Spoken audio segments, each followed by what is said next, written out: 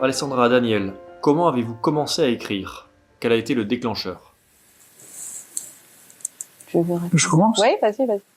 Disons, donc, j'ai d'abord écrit dans des domaines où j'étais spécialiste, qui sont d'abord les domaines scientifiques, où j'ai publié pas mal de livres, mais ça posait aucun problème, dans les meilleures maisons d'édition scientifiques, dont Princeton en particulier. Donc ça a été toute ma carrière scientifique. Ensuite, j'ai écrit des livres où là, ça m'a commencé à me poser problème dans le domaine dans lequel je me suis investi, qui est le droit international guerre et paix. Mais ça n'a pas été trop difficile parce que dans ce domaine-là, j'ai surtout écrit des essais, et j'ai publié à la fois mes propres livres et des comptes rendus de colloques et conférences que j'avais organisés. Et il y a une maison d'édition qui était spécialiste dans ce domaine-là qui a publié mes livres. Oui, L'Harmattan. Je sais pas si on peut le dire, oui. Oui.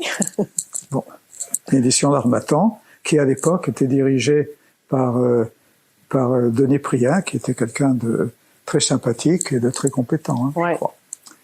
C'est d'ailleurs là aussi que j'ai publié mon premier roman, Un suicide. Ah bon? Oui. Alors mais L'Harmattan n'était pas bon pour les romans, hein. Je sais pas si ça avait marché. C'est une petite c'est vrai que la diffusion, était pas très large. Dans le domaine des romans. En revanche, pour les essais, ce qui était mon cas, L'Harmattan était assez bon. Donc pour moi, ça allait. Donc ça s'est passé, bien jusqu'à tout récemment, hein. Jusqu'à récemment. Alors maintenant, quand j'ai changé de sujet et que j'ai essayé d'écrire et ce livre concernant les affaires PPDA et autres affaires dites sexuelles, là, c'est devenu très difficile de publier parce que il y avait la question est la même pour moi. C'est un problème que j'ai toujours eu, aussi bien dans le domaine du droit international que dans ce domaine-là, PPDA et autres personnalités. Le problème, j'ai toujours eu un problème, c'est que malgré tout, j'étudie la situation avec sérieux et avec nuance. Il n'est pas vrai que les questions sont, dans tous les cas que je connais, il est faux de penser que c'est noir et blanc. C'est pas la vérité. Or, en France, la tendance est qu'il y a une opinion dominante qui, d'une certaine manière, écrase les autres. Dans le cas par exemple, dans le domaine de l'Ukraine, il y a une position dominante qui est que Poutine est un criminel, est un dictateur criminel qui veut attaquer l'Ukraine, ensuite la Pologne, et puis éventuellement nous attaquer à nous, hein, les États baltes et ainsi de suite. Bon, c'est une opinion dominante, et dès qu'on essaie de mettre des nuances et d'expliquer les choses un peu différemment, eh bien on est blacklisté en quelque sorte. Dans le domaine de ces questions sexuelles, il y a une période qui, heureusement, je crois, est en train de changer un tout petit peu. Un peu, ça change. Mais il y avait une période où on n'avait pas le droit de dire autre chose que PPDA et Depardieu et l'abbé Pierre sont des criminels qui doivent être condamnés à la prison. Et on n'avait pas le droit d'en discuter. On n'avait quasiment pas le droit d'émettre des opinions plus nuancées, ce que je fais de mon côté en analysant clairement la situation. Bon. Et donc, du coup, on a eu beaucoup de mal, Alessandra et moi, pour trouver une maison d'édition. Oui. Concernant donc ces livres sur les affaires sexuelles. Oui. Bon. Finalement, il y a un petit éditeur qui a accepté de publier. Et mon nouveau livre, là, Ombre et Espoir, vient de sortir il y a tout récemment. Oui. Aussi chez Lazare et Capucine. Au mois d'avril, chez Lazare et Capucine. Et il a été présenté au Salon du Livre, au stand de Lazare et Capucine. Tout à fait.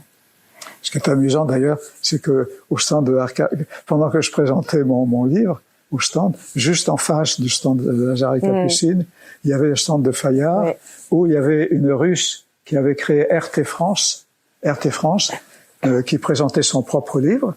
Et donc, il y avait une grande manifestation contre, très bruyante, qui criait Poutine, assassin, etc., etc. Alors, voilà où j'en suis. Maintenant, moi, j'ai un problème donc pour mon nouveau livre. Ah oui, on va suivre. On en parlera tout à l'heure. C'est ça. Mais déjà, pour ce qui a déclenché l'écriture de mon côté, c'est en fait très tôt. l'envie de raconter ma vision, c'est ce que j'avais dit un peu, c'est-à-dire de partager avec d'autres mon regard sur des expériences, des situations et surtout sur cette période clé qui est l'adolescence et la période où on entre dans la vie adulte. Et j'avais vraiment envie d'écrire aussi sur mes projections de la vie adulte avant de vivre ces expériences, que ce soit l'entrée dans le monde professionnel ou l'entrée dans la vie affective.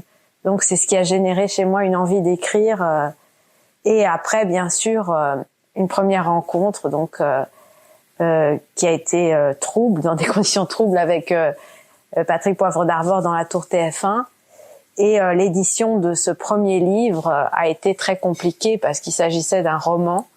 Donc ça a été très difficile de trouver un éditeur, mais comme pour tout premier roman, surtout quand on n'est pas du milieu de l'édition, du milieu du journalisme, on n'a pas forcément de réseau de connaissances, donc on envoie, c'est l'expérience type, on envoie des dizaines de manuscrits à beaucoup d'éditeurs, et c'était un peu aussi le cas même pour Daniel, pour Un combat pour la paix, parce que c'était un roman. Et il faut savoir que le roman est plus difficile encore que l'essai, parce que Daniel, il avait une assise dans le milieu, que ce soit scientifique ou même du droit international. Mais pour ce qui est d'écrire un roman, voilà, on arrive avec un texte et on n'est pas forcément identifié comme étant quelqu'un qui va pouvoir vendre des ouvrages. Il n'y a pas d'ancrage dans un sujet. Donc les éditeurs sont très réticents. Et donc il a fallu persévérer pour trouver l'éditeur qui enfin allait publier ce premier texte qui bien sûr me tenait très à cœur. C'est toujours le cas pour un premier roman, et je me souviens même que pour ton premier roman, Un combat pour la paix, ça te tenait très à cœur de le publier. Parce qu'un premier roman, c'est quelque chose de très important. On porte une voix, une émotion, et il y a vraiment une envie de partager avec d'autres, de pas le garder juste pour soi. Donc ce passage-là, il était très important. Et bien sûr, comme Daniel l'a très bien dit, pour le dernier, PPDA et moi, ça a été très compliqué parce qu'on était dans un sujet, enfin une voix, en tout cas un regard, que ce soit le mien ou celui de Daniel, qui était très controversé. Et donc trouver un éditeur qui ait le courage de publier des idées nuancées sur ces sujets-là, c'était pas facile.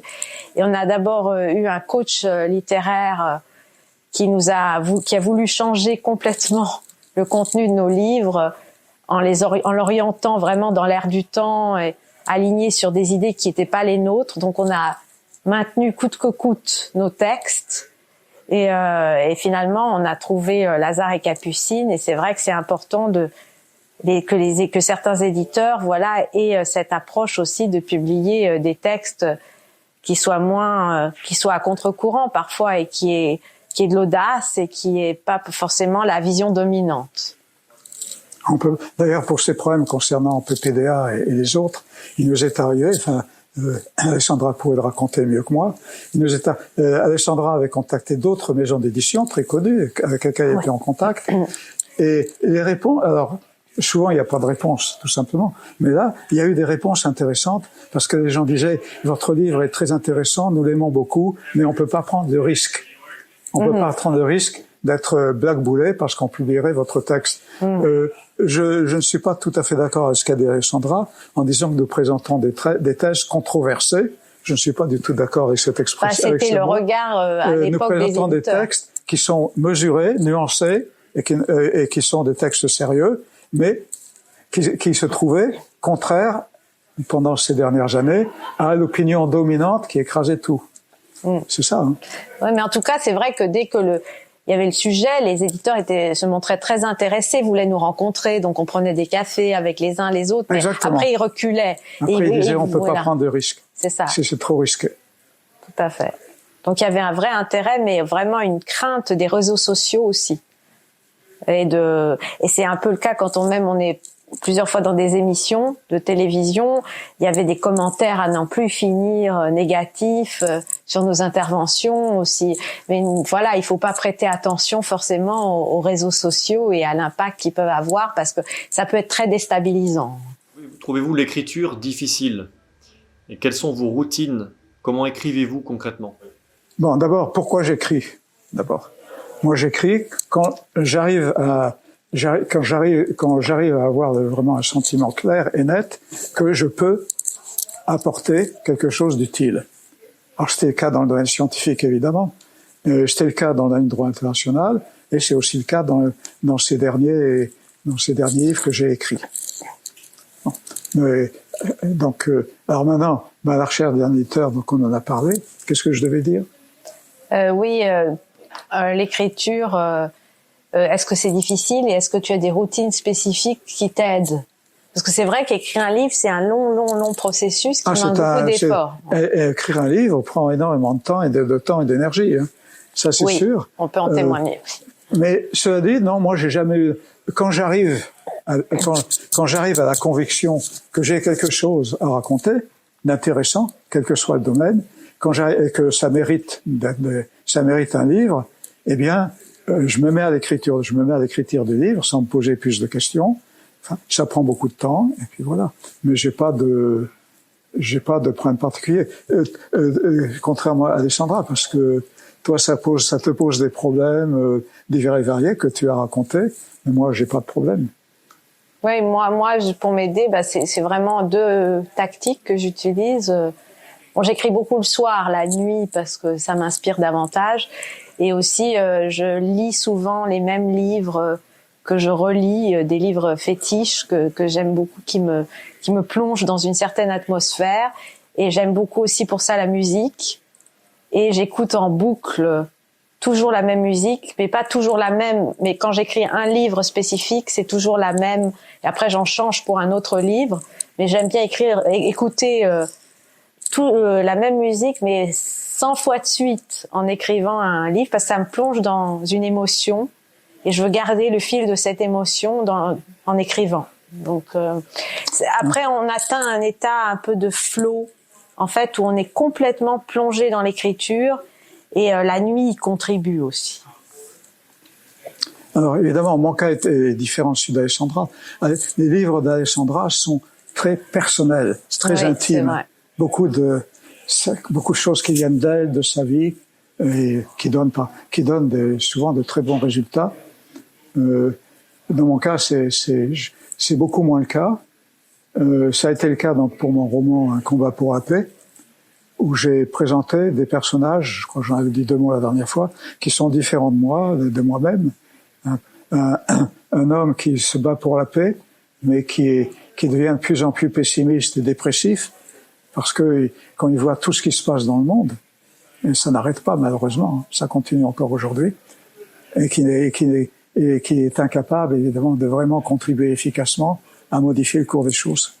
Donc ça c'était un aspect romanesque, plus romanesque, qui était pas exactement ce que j'avais éprouvé moi directement, mais enfin j'avais essayé quand même de faire quelque chose un peu dans ce sens. Bon, alors maintenant. Je vais quand même dire un mot de mon dernier petit livre, là, peut-être maintenant ou oui, Ombre et Espoir, comment tu l'as écrit? Non, Ombre et Espoir, il y a rien de spécial. J'ai écrit en faisant une analyse sérieuse de tous les témoins. J'ai analysé de manière très précise ce que dit la loi, quelles sont ses limites, est-ce qu'elle devrait ou non être modifiée, de quelle façon, ce que dit la loi, et j'ai analysé de manière très précise tous les témoignages.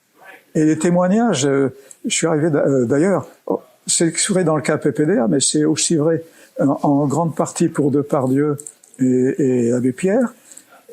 Quand on lit les témoignages des femmes qui ont témoigné, moi je n'ai accès d'ailleurs qu'aux témoignages publics, parce que beaucoup de femmes ont témoigné contre PPDA et les autres, mais elles ont témoigné en justice, mais ce n'est pas public.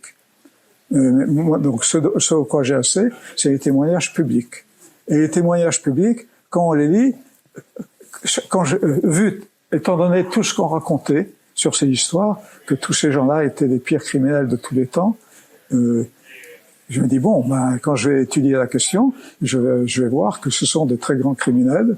Et or, quand j'ai regardé les choses de près, en particulier que j'ai lu avec énormément de soin, lu et relu les témoignages que faisaient les femmes qui portaient plainte, eh bien, j'étais un peu étonné parce que ça n'accusait pas vraiment ces personnages. Ça les accusait beaucoup moins que ce qui apparaissait dans dans tout ce qu'on disait dans la presse et ailleurs. Voilà. Moi, je trouve ça vraiment que l'approche de Daniel, elle est très scientifique, très rigoureuse, et il a beaucoup de discipline. Quand il se met en tête d'écrire un livre, voilà, il y travaille vraiment du matin au soir. Enfin, en tout cas, il est vraiment plongé dedans, et ça, j'admire beaucoup parce que moi, j'ai un peu plus de difficulté à adopter cette rigueur par rapport à l'écriture, cet aspect analytique, scientifique, de faire un plan très construit. Donc, c'est intéressant d'ailleurs parce que si on regarde le problème du droit international de guerre et paix, il y a des choses qu'on ne peut pas dire à un moment donné, qu'on peut dire beaucoup plus tard. Ça m'est arrivé une fois à propos de la guerre en Libye de 2011, qui avait été décidée par Sarkozy, où la France s'est lancée dans une guerre qui était non seulement contraire au droit international, mais qui n'avait pas de raison d'être et qui a entraîné des catastrophes, et non pas un bien, mais un mal. Bon, en ce qui concerne la guerre en Libye, à l'époque, j'avais écrit un article sur mon analyse de la guerre en Libye, que j'avais soumis au journal Le Monde. Le journal Le Monde m'a totalement mis de côté. Quelques années plus tard, en 2000, je crois que c'était 2017 ou quelque chose comme ça, 5-6 ans plus tard, les choses avaient changé. Les gens avaient pris conscience que les raisons pour lesquelles ces guerres avaient été lancées étaient largement des mensonges, d'une part, et que finalement, ça avait conduit à des catastrophes. Donc, à ce moment-là, j'ai écrit Le Monde a consacré une page entière, qui a été partagée en deux. Une partie, c'était Bernard Kouchner, qui défendait la guerre en Libye, et l'autre partie, c'était moi. C'était mon texte à moi. C'est un peu la même chose pour les éditeurs. Ils sont très sensibles à l'ère du temps. On disait que la loi est sensible à l'ère du temps, mais les éditeurs aussi. Ils sont très sensibles. Et parfois, on arrive avec un texte trop tôt. Et c'est pas, les éditeurs sont pas du tout mûrs pour ça. Ou alors on arrive trop tard. Parfois, donc il y a une histoire de timing aussi avec les éditeurs.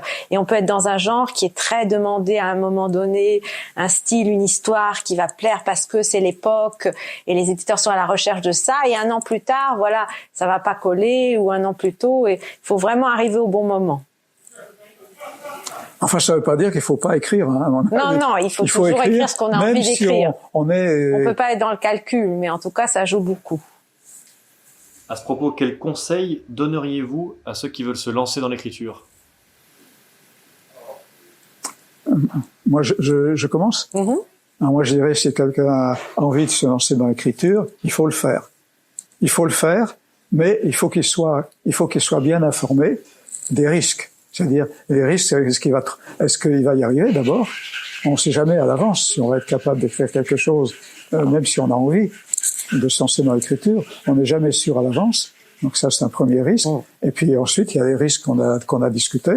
C'est d'abord, si on est un nouvel écrivain, une nouvelle personne qui n'est pas du tout connue, surtout, si c'est une personne qui est connue dans le domaine dans lequel elle a envie d'écrire, ça peut aller. Mais si c'est quelqu'un qui n'est pas du tout connu, eh bien, il faut qu'elle sache à l'avance qu'elle a le risque que son livre ne va pas se vendre, ou se vendra peu.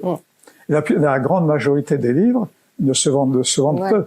Il y a quelques grands auteurs qui, eux, émergent et vendent beaucoup. Ils vendent des centaines de milliers d'exemplaires, mais pour d'autres écrivains qui essayent d'écrire, eh bien, s'ils vendent 20, 30, 50, 100 ou 200 exemplaires, 200 livres, eh bien, ça sera déjà bien. Donc, il faut qu'ils le sachent. Après, à eux de décider s'ils veulent quand même se lancer dans l'écriture ou non. Oui, c'est une bataille de longue haleine, l'écriture. Déjà, il y a le livre qu'il faut construire, aller au bout du livre, ça demande énormément de discipline, de constance. Oui. Si quelqu'un sent qu'il doit écrire, il faut le faire quand même. Oui, je pense que ça doit obéir vraiment à une impulsion très forte, parce qu'après, il y a la recherche d'éditeur qui est épuisante, et puis après, il y a la promotion.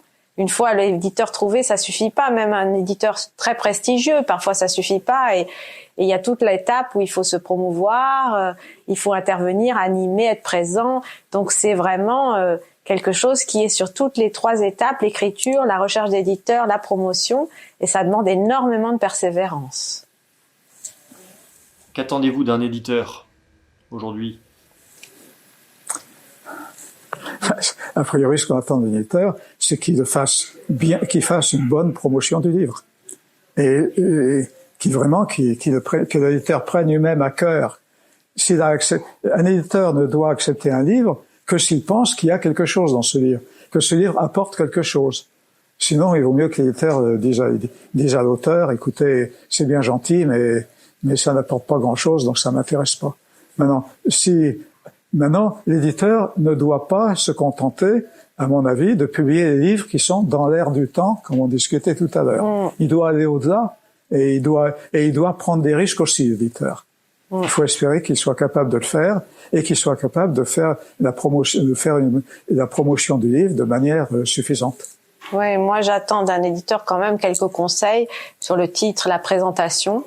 Une édition très soignée sur la présentation, la mise en page et ces questions-là, le chapitrage, et aussi bien sûr après l'accompagnement dans l'étape de promotion, des décisions qui sont pas forcément de mon ressort, je veux dire qui sont décidées par l'éditeur, le prix, le moment, la date de parution qui est très importante, et puis bien sûr toute mise en avant du livre qu'il imagine aujourd'hui pour justement défendre le livre, parce que l'éditeur doit aussi défendre, et c'est aussi pour ça que c'est important qu'il adhère au livre, et on attend de l'audace aussi, du courage bien sûr, parce que c'est comme pour la presse.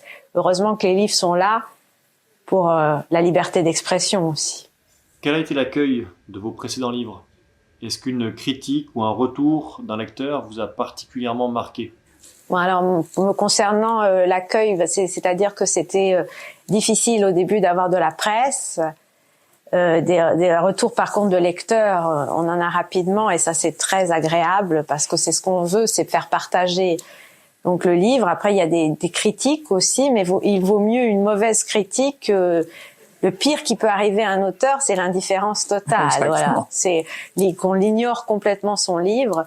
Et j'ai eu pas mal de critiques pour mes premiers livres sur des dialogues, en me disant que c'était complètement absurde, qu'il n'y avait pas de réalité possible derrière, alors qu'en réalité, beaucoup de ces dialogues étaient vraiment inspirés du réel, même collaient complètement au réel pour certains, donc ça me faisait rire.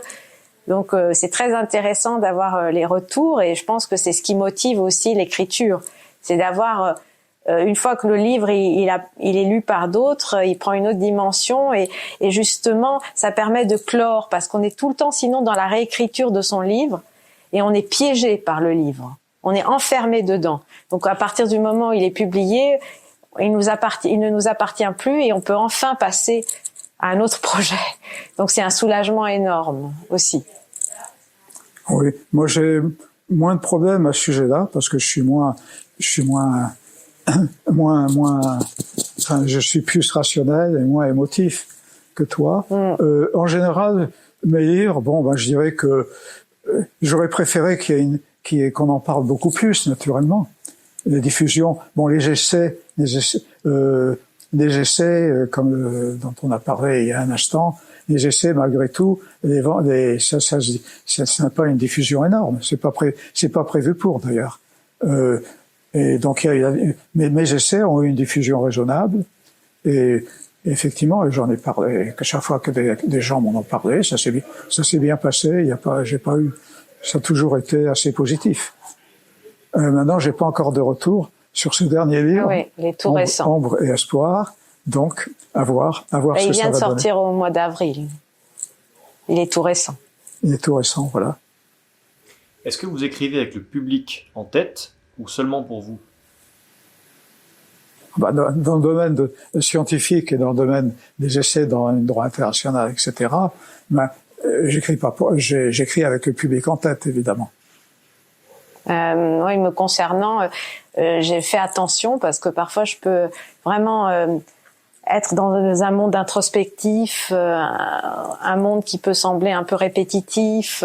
Donc je fais attention au lecteur, je lis à voix haute, je demande des lectures extérieures parce que je pense toujours, à divertir quand même, c'est le but aussi. Est-ce que vous avez déjà eu envie d'écrire sous pseudonyme pour dire? On a tous les deux écrit sous pseudonyme. Dans mon cas, j'ai publié Bon, dans le domaine scientifique, où j'étais très bien connu, j'ai publié sous mon nom, donc Daniel Yagonisser. Quand j'ai écrit mes essais dans le domaine droit international, etc., dans ces domaines-là, j'ai pris un pseudo qui ressemble à mon nom, qui est mon nom abrégé, qui est Daniel Lagot, L-A-G-O-T, parce que j'ai pensé que, pour deux raisons. D'abord, j'ai pensé que c'était plus simple comme nom, que mon nom, j'aime bien mon nom, mais il est un peu compliqué. Et donc, d'une part, le nom est plus simple, et d'autre part, je voulais mettre un peu une barrière, parce que je voulais pas engager ma famille. Dans ma famille, il y a certaines personnes qui ont des opinions totalement opposées aux miennes. Donc, je voulais pas que mon nom soit associé. Donc, c'est une deuxième raison pour laquelle j'ai pris un pseudonyme. Maintenant, dans le dernier livre que je suis en train d'écrire, qui est presque terminé, mais qui n'est pas encore publié, qui est ce livre qui s'appelle Visite sur la planète Terre, qui reprend beaucoup de choses. Ce visiteur dans ce livre-là, il est beaucoup question des choses que j'ai moi-même, évidemment, remarquées sur la planète Terre, à savoir aussi bien il y a des problèmes des relations hommes-femmes, des désirs sexuels, des relations hommes-femmes, etc. Il y a des problèmes des guerres, etc., etc. Oui. Donc ça reprend tous ces grands problèmes qui ont attiré l'attention donc des visiteurs. Et je pense que celui-là, je vais aussi écrire sur un pseudonyme, mais j'ai pas encore choisi un pseudonyme. Je pense que j'ai choisi le nom de ma mère. Yagonisser, c'est le nom de mon père. Et en France, les enfants portent le nom, jusqu'à récemment, portaient le nom du père. Mm. Et le nom de ma mère a l'avantage d'être beaucoup plus court et plus simple. Ah oui. Peut-être je vais prendre le nom de ma mère, ou je sais pas. Enfin, je demanderai conseil à Alessandra. Alors, me concernant, oui, j'ai aussi publié sous pseudonyme La nostalgie du crépuscule et Folle vie, parce que j'étais à un moment où peut-être j'étais déçue par aussi l'accueil de mes précédents, pas l'accueil des lecteurs, mais la diffusion. Et donc, j'ai pensé à un nouveau départ en écriture, peut-être l'espoir de justement avoir une meilleure diffusion pour mais en fait, ça n'a rien changé et je pense que je vais revenir maintenant toujours à mon nom parce que c'est difficile de défendre un livre sous pseudonyme de la même façon, étant donné que on doit être très présent dans la promotion d'un livre, on est obligé de se montrer en fait, on doit absolument s'autoriser à défendre son livre avec sa voix et complètement assumer ce qu'on a écrit. Et pour assumer pleinement ce qu'on a écrit, rien de mieux que le vrai nom. En fait. Cela dit, je dirais à Alessandra, en ce qui te concerne, qu'il y a quand même un problème. Parce que ton meilleur livre, c'est celui-ci, La nostalgie du crépuscule. Oui, je pense aussi. Et celui-ci a été publié sous pseudo. Oui, c'est vrai. Voilà, donc je recommande pas du tout de le faire. Alessia Valli, donc je pense que beaucoup de gens ont lu ce livre et ont été émus en lisant ce livre. Oui. Je crois. Tu sais mieux que moi, peut-être. Oui, c'est vrai que je regrette aujourd'hui de ne pas l'avoir publié sous mon nom. Maintenant, tout dépend des nouveaux livres que tu veux écrire. Mais si c'est des livres très intimes, enfin, tu choisiras. Oui, je pense que j'abandonne l'idée du pseudonyme. Concernant vos projets à venir, parlez-nous du prix Le Temps Retrouvé. Donc, c'est un prix que j'ai créé en 2020 et qui est donc dont Daniel est le mécène. Donc, c'est un projet un peu commun qu'on a eu parce qu'on avait envie justement de lancer un prix pour justement aider les auteurs de littérature contemporaine, puisque c'est un processus très difficile, l'écriture, la recherche d'un éditeur, la promotion. Donc on voulait aussi soutenir en quelque sorte les auteurs et la littérature contemporaine et les éditeurs par la même occasion. Et donc c'est un prix qui existe depuis 5 ans et qui était décerné au Ritz. Et cette année, donc au mois de décembre, le barman du Ritz, donc qui a eu le prix Le Temps Retrouvé 2024, et le président du jury aujourd'hui, c'est Douglas Kennedy. Donc c'est un prix qui nous tient beaucoup à cœur et qui est un écrivain franco-américain très connu, hein, Douglas Kennedy. C'était lui il avait accompagné d'ailleurs Macron en tant que dans la délégation. Et c'est bien sûr un prix qu'on souhaite continuer de nombreuses années. Voilà. Alors sur le prix, moi je dirais quand même quelque chose de plus. Alors moi j'avais ce prix, il s'appelle le prix du temps retrouvé, c'est pas pour rien. C'est un hommage à Proust Et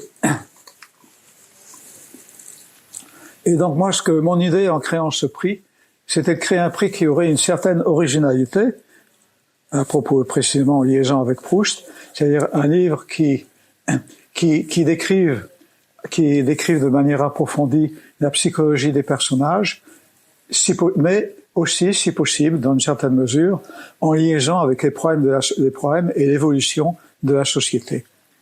Alors, il y a eu le prix a été attribué 5 fois depuis 2020. Je dirais qu'effectivement, ça a toujours à peu près respecté ses objectifs, parfois très bien, parfois moins bien. Le dernier, le barman du Ritz, respecte très bien cet objectif, puisqu'il a raconté, donc c'est une histoire de ce qui s'est passé au Ritz, où étaient logés les officiers allemands pendant l'occupation, donc pendant la Seconde Guerre mondiale, et ça donne une bonne description des personnages, de tous ces personnages un peu en liaison naturellement avec les problèmes qui étaient à l'époque la Seconde Guerre mondiale. Oui, l'idée c'est vraiment le style qui est très important, mais aussi au service d'une analyse fine de la société et parfois de l'histoire, comme c'est le cas pour le barman du Ritz.